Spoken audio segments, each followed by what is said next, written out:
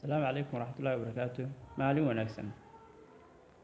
Saaka waa subax Jimcaha. Maalinimada waa maalin Ilaahay aad iyo aad u karaameeyay toddobaadka.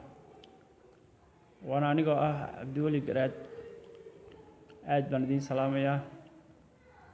Dhalinyaro iyo waayeel iyo ciroole inta ku xidhan channel YouTube-kayga. dhammaantiin waan soo dhaweynayaa. welcome ayaan leeyahay mar labaad. ahlan wa sahlan. ku soo dhawaada farxad iyo gacmo furan ayaan ku soo dhaweynayaa. waxaad tihiin asxaabtaydii, waxaad tihiin ehelkaygii, waxaad tihiin dad qaraabo iyo qalbigaygaba ku xidhan ah.